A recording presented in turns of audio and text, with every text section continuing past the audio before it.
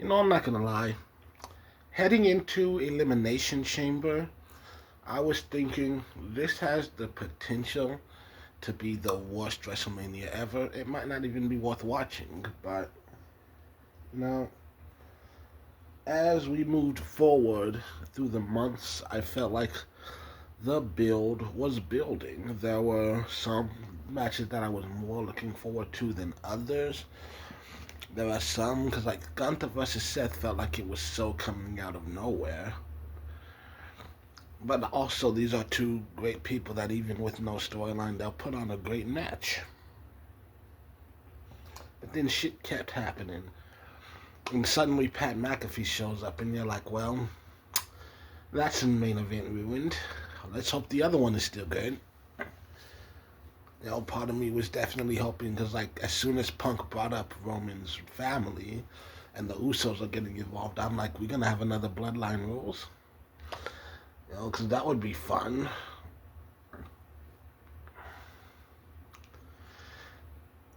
We get to WrestleMania, and I'm gonna be honest. There's very little about it that was like amazing, and I'll be the first one to admit there are very few times. I think there have only been like 3 WrestleManias where I've actually sat through the entire thing. This to me, it's one of those where it's like, I'm not mad, I'm just disappointed. First of all these matches were way too short. What the hell happened there? I'm like, I'm not the only one who's noticing this, am I? But it was somehow even worse the second day. Like, how the hell are we starting the main event and the sun hasn't even set yet? It just felt like a really bad episode of SmackDown. There's a whole lot of pop and circumstance, a lot more advertising than you would expect from a PLE. I feel like they spent the least amount of time on actual wrestling. There were some good surprises. I mean, what else was I gonna do? I don't regret sitting through it, but damn, I feel so bad for the people who bought tickets to be there. Mm.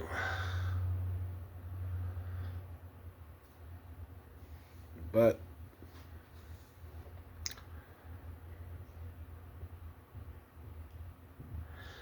I did enjoy a few things because like with the whole Page thing, I woke up in the morning, I was looking at the match card, and suddenly it says, "Oh, Bree and Paige," and I'm like, "Wait, what?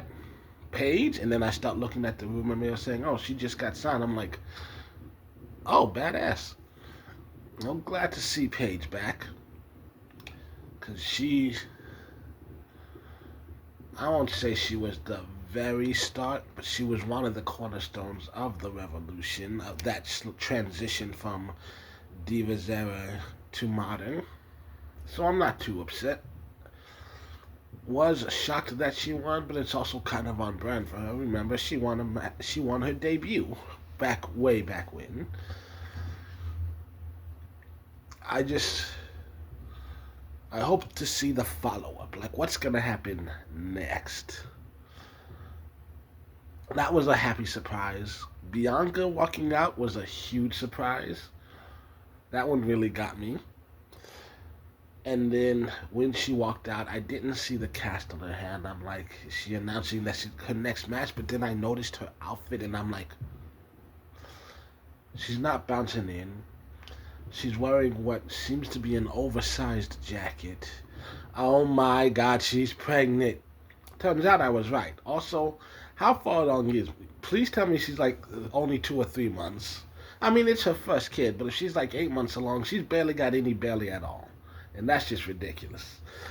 But I'm glad to see because I've been hearing rumors about how her rehab wasn't going along and that she was considering retirement because of how bad the injury was, and I'm like, yeah, that just doesn't feel right. She's still so new. No way she's calling it quits this early. Thankfully, thankfully, I think it. I don't. I think I can't. I'm not gonna say for sure that the finger isn't still hurting, but thankfully the baby seems to be the main reason she's out. So we're gonna be missing her for another long time. But hopefully next year at the Royal Rumble, we get the surprise that I was hoping to see this year's Royal Rumble.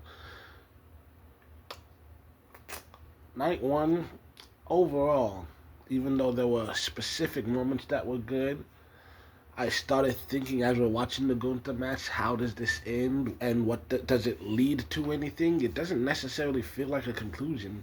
And then I was like, what if Brock just came in here and speared the hell out of Seth? And then you know what? I said Brock, I meant Braun. But anyway, yeah, Braun, he does. He shows up and spears the hell out of Seth. And I was like, I fucking knew it. And then night two, I'm gonna be honest, night two was mostly forgettable. And I say that because like I'm literally watching the post show right now and I barely remember it. The ladder match was epic. I'm happy to see Penta retain. I wouldn't have been upset at most other people winning. The only person that I really didn't want to win was Javon. I don't hate Javon, but I don't love him as much as the company seems to. And, I just want to see him go through the paces a little bit before they just start dripping him in gold. I feel like he's fun to watch, but he's still got something to prove, in my opinion. Other than that, who was there? Rhea won. Was that ever in doubt? I mean, they put on a show, obviously, but, we knew she was going to win. Second, she got the match. You knew it was going to be her. Who else? Becky winning. Was that? Yeah, was that tonight or yesterday? I thought that was tonight, wasn't it? See, I can't even remember. It's not a bad. It was. Oh yeah, it was. Was it? I don't remember. No, it was yesterday. You know what though? I'll say this much. I don't think I've ever said this before, but the best part about that match was the ref. And I think from now until the day that Becky retires, I just want every match she has to be refereed by Jessica. Because I just love their dynamic and their interactions. And I want them to keep doing that. That was fun. And you know what? I will say this. It was a good main event. It was a boring main event because nothing really happened in the sense that it's literally just two guys going at it. But they went at it, and these are two veterans that have they've been at this for decades. I shouldn't be shocked, but I guess the bar had been set so low by the night overall. Cause especially I just wish. They're taking more time to walk to the ring than they're taking to actually fight. Like Jacob versus Drew, so disappointing just because I feel like those two guys could have gone at it for like 2 hours, and that would have been like this epic throwdown. But nah, it's like 5 minutes and it's done. Liv versus Stephanie. 5 minutes, we're done. And it's not even inherently bad matches, but it's like Brock and Oba. Like, I knew Oba was going to win because there's no other reason to do this. They're feeding the beast to the new beast, But still, I knew it wasn't going to be 10 minutes. I would have liked it to be more than 2. It felt like 2 minutes. I sound like my ex-girlfriend. I'm kidding. I've never had a girlfriend. But I've also never... and, yeah, I wasn't expecting Brock to retire. I'm also not that shocked. He was gone for like 2 years. Part of me thought he wasn't ever coming back. He came back for Cena and Elimination Chamber, and I'm like, oh, now they're doing this open challenge, and I'm like, where's that going? As soon as they announced Oba, I was like, he's passing the torch to the new beast. So I wasn't expecting him to retire, but I'm not shocked to see it. And honestly, I was never a huge Brock fan, but that being said, he still had a huge impact on this industry. There is no denying the impact that Brock Lesnar had. So it is still sad to see yet another legend, because like Lesnar and Cena, these are both guys that like they debuted when I was in middle school, and I'm in my 30s now. So it is still a little hard to get used to the fact that, not being able to see them, knowing for a fact that they're done for good. And Ray's still holding on for some reason, because he started back when I was in elementary school, but he was like a teenager himself too at the time, like when he first showed up. But still, he's actually looking good. I've seen him over these past few years, goes up and down. He's looking good right now. But I also notice he barely seems to wrestle anymore, so I know it's only a matter of time till he's out the door. And I'm assuming it's probably planning to have like his son be his retirement match, because who else would be better? No, because Dom's gonna get the booze, you know.